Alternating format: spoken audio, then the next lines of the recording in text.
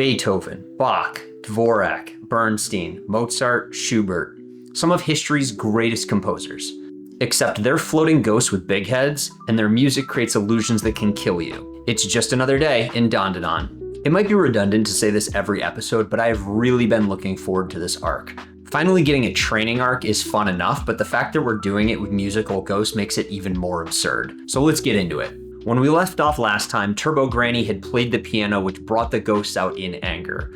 Which is weird to think about because Beethoven was famously known for being hard of hearing later in life, but apparently Turbo Granny's playing is so atrocious that even he picked up on it and he is not happy. The teens try to talk their way out of it, but Turbo Granny's not having any of it. They came here to get stronger and she's going to make sure that they do it. So each of the ghosts pull out their instrument or their conductor's wand and begin to play, crafting not just a song, but an illusion. And in this case, it's Symphony No. 6, Pastoral.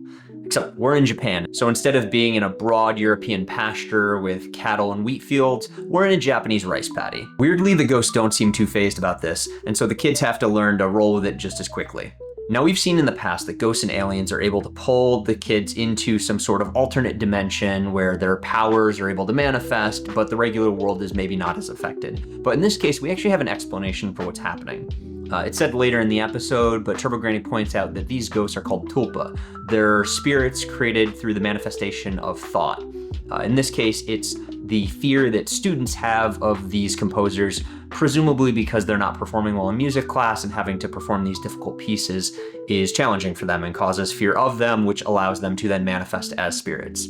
This is all interesting after the fact, but in the moment, the kids don't have any time to ask what's happening. They need to roll with the punches, or in this case, the musical notes. Normally, I would hate to make a "this music is bomb" joke, but in this case, it literally is. They don't just turn sideways and slice like blades. They don't just hit the ground like bullets. They explode, and so you do not want to let them hit you. And not just a few music notes either. There are hundreds floating in the air between the ghosts and the kids. This looks like a cutscene leading into a boss battle in a bullet hell game. According to Turbo Granny, you really want to avoid those rest notes because they are going to freeze you in place. That's an interesting tidbit from Turbo Granny, but Okarun apparently was not paying attention. So the episode itself doesn't do it, but these ghosts actually do have names, which are given in one of the manga volumes. In the back, they include some of the different characters, some of their stats, and in this case, we get the names of each of them. So real quick, let's talk about who these ghosts are, because the episode isn't going to tell you. The first one we see on the piano is named Von Ben. Clearly, that's Beethoven. He's obviously short-tempered, and he does not like crude or bad musical sounds being played in the music room, so he's the trigger. With the conductor's wand, we have Ninth, who represents Leonard Bernstein. He's described in the manga as a speed freak, which makes sense because he's leading the rest of them and commands the rest of the ghosts to speed up their... Next, with the violin, we have Moza, who is clearly Mozart, and he likes to make dirty jokes, which translates in this episode to just saying the word poop over and over again. Then there's Glasses, who represents Franz Schubert. Now clearly Glasses has a father complex, which is annoying to hear not just to the audience, but also to the character Baba, or Grandma Bach, who represents Bach, and has a very high opinion of themselves. And finally, on the cello, we have Train Spotter, who represents Antonin Dvorak. So we see these six working together under the command of the conductor to fire as many musical notes as they possibly can at the teens. Aira acrobatically dodging them, while we see the Okarun, whose main strength is straightforward speed, and doesn't have the tempo that Turbo Granny has claimed he needs, getting hit not just by the bombs, but also by that rest note right in the face. Luckily, before Turbo Granny can pick on him for too long, she takes a hit as well. As he's blown out of the way, conveniently the ghosts leave him alone to focus all of their attacks on Aira, who is still able to continue dodging. Although unfortunately, all of the rapid movement by her and Okarun, plus the many hundreds of musical notes hitting the ground, have tilled the field and made it soft enough that she gets stuck. We do see color being blatantly used to show control of a situation in this episode. Unfortunately, this reminds me of the episodes with Nessie back in season 1, where the color field detracts from the episode. In that one, it was a vibrant color of green that was a little annoying to look at for 23 minutes. In this case, it's just a lot of gray, which makes the episode appear more dull and muted. I can get what they were going for, but it's not the most interesting to look at. And you can see some corners being cut in this as well. The scene of Aira dodging just before she gets stuck in the ground is the exact same cut that was used earlier in the episode, the first time she's shown to be dodging. We'll talk more about how this episode compares to others in the season a little bit later, but I wanted to point this moment out in case you didn't catch it on your own watch. Okarun, meanwhile, is getting frustrated with his own inability to keep up and adapt in the way that Turbo Granny is trying to get him to. She's yelling at him to just pick a song, any song, and use that as a rhythm, but he's not somebody who listens to music, and as a guy who tends to listen to a lot of audiobooks and podcasts, I kind of understand where he's coming from. Luckily, he has heard a song live very recently, just in the last arc, and in the way that we often see in DANDADAN, each arc is building off of the other.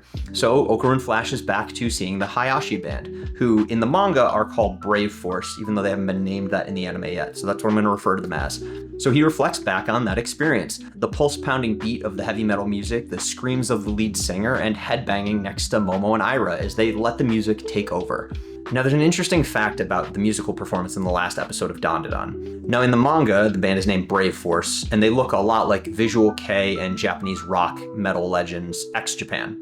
But in the anime, that becomes even more prevalent, partially because of the characters' names, which they highlight. The real members are Yoshiki, who is the leader, drummer, pianist, and main songwriter, the vocalist Toshi, the guitarist Hide, and the guitarist Pata. But there's also the fact that in the anime, the song that they play sounds a lot like music from ex-Japan. Fans on the internet have pointed out that the music is very similar to songs Silent Jealousy and Kurenai. There's also the fact that although the joke of naming the band Hayashi, it was to make fun of the fact that they aren't a Hayashi band, but it is also the last name of the frontman, who has a history for why he doesn't use that last name anymore. Now, this doesn't mean that the song is in trouble everywhere in the world, but in Japan at least, the song has been removed from places like YouTube and Spotify until this legal issue is settled. Now, is this going to mean that the episode itself is going to get pulled? Most likely not. It seems more likely that the mangaka, and especially Science Saru and the team animating it, were trying to pay even more homage to the band, but given the rigid structure of Japanese IP law, that paying homage is very, very close to what might be legally not permissible. We'll see what happens. But given that it was done in good faith and in good spirit and in homage to the band, I imagine ultimately it will get resolved amicably. And even Yoshiki has pointed out on social media that he's not personally upset about it, but that things are just making their way through legal discussions between the various organizations involved. But moving back to the episode, Okarun is thinking about that song, and it's pulsing in his head, moving its way through his mind and influencing his body, and we see it take over the screen. In just the same way that we frequently see colors take over, in the last episode, in this one, music is taking over. And so it starts to take over the sounds of the composers, and the red of Okarun's transformed color and the pounding beat of Brave Force's music become forefront to the show. And with that, he's able to run in with a bit more force, distract them long enough for Aira to grab the composer and destroy him, proving why she's the leader. She took out the leader of their team to hopefully break up their ability to work together. Unfortunately, as Turbo Granny is pointing out that she should move quick and get rid of the rest of them, her irritation with Turbo Granny and her transformed self's desire to not be told what to do delay her long enough that the rest of them are able to get their wits together and start playing. I'm unfortunately not enough of a music nerd that I can name each of the songs being played, although I do recognize them. And I'm looking forward to more of the musical anime nerds coming out once the episode is live and pointing out each of the songs being played throughout this episode. As each of them are playing their own music, their notes take on a different color to match their eyes. They each get a more vibrant background, which is nicer looking than the gray. And at least now they're each representing their own color, maybe because the composer isn't able to directly control them the same way that he was when he was still alive. Luckily for the portraits and unluckily for the teens, Van takes charge and commands them all to play together. And so he pulls the kids and the rest of them into a new illusion. Symphony number 9, Chorus. And the kids have moved on to the next level in this video game. As before, where they were just in a big open field, now they're in a massive amphitheater. And a massive amphitheater calls for massive opera singers, and that's what gets summoned. 4 gargantuan beasts of operatic performers who are standing there singing, which seems harmless enough, even if they are gigantic, until hundreds and hundreds and hundreds of well-suited concert goers start pouring out of their mouths to attack the teens. I'll be honest, the shot of the first opera singer just singing for a good 10-15 seconds felt too long. And that's something we're going to come back to in the end, but you start seeing it more in this portion of the episode where it feels like they're intentionally trying to fill the 23 minutes, even though the episode didn't need to do that. So the teens are quickly getting overwhelmed, but thanks to leader Aira's quick thinking, she's able to pull them out. And lucky Aira, in this episode, she's gotten both a princess carry and a handhold. Granted, it's in combat and in their transformed states, but still, she's getting a little bit more contact with the boy she loves. And now we get to see Aira really kicking ass. Sure, she gets knocked down by one of the giant hands as she tells Okarun to run ahead, but as she thinks of all of her friends and Chicky and Peeny Weeny, the people that she started to grow close to, who are real friends to her, compared to the fair weather friends that she had in school, she gets motivated, which is something she needed as well. Sure, she followed Okarun because he wanted to get stronger, but we've been able to tell that she's feeling a little down and wanting to pull her own weight more. And we get to see that now. She uses her hair to great effect, using it to blind enemies and suffocate them and whip around with enough centrifugal force that she performs one of the most impressive flying kicks we've seen in the entire anime. I know Okarun's got incredible speed and Evil Eye's got that soccer ball with some cool moves, but that kick right into the side of the female opera singer is one of the coolest cuts we've gotten in the show.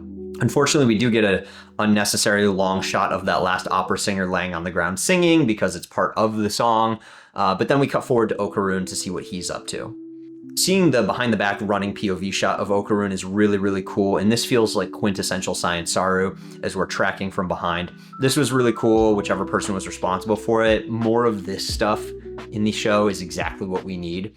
But he's also discussing with Turbo Granny as he's going what he needs to do. There's 5 ghosts left, but he's only got 2 all-out attacks in him. And as she points out again and again, you need to execute more moves in a single beat, or more moves in a single all-out attack. And as he's picturing it in his head, he finally makes the connection and bursts forward in an all-out attack. We see the red zooming forward. He starts moving into really, really jagged lines, which is always fun to see them use more rough line work to execute speed attacks. Rushes forward, and with Brave Force's hunting soul clearly pounding in his own mind, hits them all with 5 headbutts. Now, this is a really cool attack, and in particular, I reread the manga after watching the episode and love the 2-page spread that Tatsu did of this attack. What's unfortunate is that we didn't actually get to see the attack animated. We just get cuts of each of the portraits reacting, and then a version of that spread in the anime, but without any motion to it. Which, to be fair, it's still a cool cut, but I admittedly was hoping to see the 5 strikes actually animated in the show. Regardless, the fight is over. The curtain literally closes as the ghosts revert back to portraits and float up into the ceiling, and we're back in the music room. Aira gets a heartfelt thank you from Okarun here, which is nice to see, and she's struck by the fact that she's a little nervous reacting to it and strangely doesn't default to her cutesy persona trying to cozy up to him. And maybe that's because this is one of the first moments of genuine compliment that she's received from someone. It's fun to see, and maybe, just maybe, we're getting a little bit of growth. Unfortunately, that growth is going to have to wait, because in an anime original, as Turbo Granny is trying to get down from the piano, she steps on a key, activating the portraits again, and presumably the kids have to fight one more time to get out, although we don't see that. That wasn't in the manga, so it's interesting premise that, hey, they maybe got a little bit of extra training in the anime. We finally cut back to the house to check in with everybody else, and Manjiro has put his foot down. Just like from last episode, he's being the realist, and he's trying to get everyone else to understand that Momo almost died, and Gigi could potentially kill one of them next time, whether it's Momo or Seiko or even his parents. But he really wants to try. He made a decision to support Evil Eye, and even though he recognizes the threat, he doesn't want to give up. And neither does Momo, pleading with Seiko to take Gigi's side, but she's staying quiet. Luckily, we have somebody who isn't staying quiet, and that's Okarun, who makes a declaration of war against Gigi from outside. And it's so cool to see him doing something like this.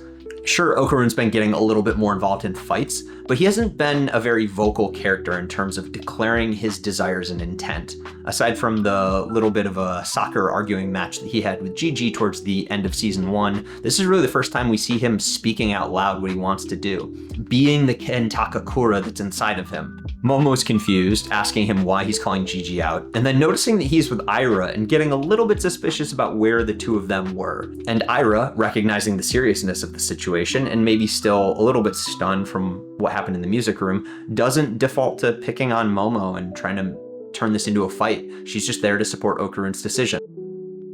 Okarun is shouting out his anger at how weak he is and that he wants to help with the decision everybody's made and support Gigi's decision as his friend. Manjiro's shouting at him to be realistic, but Seigo stops him, recognizing the Ken Takakura deep in Ken Takakura and telling him that when the man's got fire in his words, back off. Gigi is also clearly moved and puts his face in Okarun to be able to stop him. And with that, Aira splashes him with water, the two rush forward, and we're gonna have to wait until next episode to see what happens. So I hinted at it a couple times in the episode, and we need to talk about the fact that the show is suffering a bit from being constrained to the TV format, which is an issue most anime run into. You need to have 23-minute episodes. It needs to be 12 to 13 episodes to cover a season, and then you're left struggling with the source material and how to properly fit that into the timing. We clearly have an Okarun and Evil Eye fight coming up, and from my personal perspective, I would have liked to see that fit into this episode with the actual musical part shrunk down. It is 2.5 or maybe 3 chapters in the manga, but it didn't really need to be that long. But unfortunately, given what I imagine they have planned out for the next few episodes to end on a particular point that manga readers I think have all kind of guessed will be the ending point, they need to stretch certain things to make everything fit. And the show suffered a bit for that. There's also been some rumors and word put out about how rushed this season was, and really we should talk about the fact that this isn't really a season. This is the second half of season 1. We're calling it season 2, but that was not the plan. This was very clearly meant to be a 24-episode season, and they did not have it done in time. We know that there was only 2 years spent working on this show, which might seem like a lot, but for 24 episodes isn't really enough time to dedicate the resources that were needed. And the team has done an incredible job with the talent that they have, with the resources that they were given, but they should have been given more. I don't think Science Saru No, I shouldn't blame this on Science Saru because it's probably the production committee. I don't think the production committee understood just how popular this was going to be and how much work it was going to take. And maybe for the latter, it's a larger discussion about the production committee model in Japan and how little monetary support the studios themselves get. Regardless, the show has a lot of strong episodes, but here we're starting to see where they don't have the ability to put all that effort into every single one. Between having to pad the content of this episode to stretch it out, some reuse of shots, some very long shots on essentially nothing like the opera singer, and also some slight dips in the art at certain points.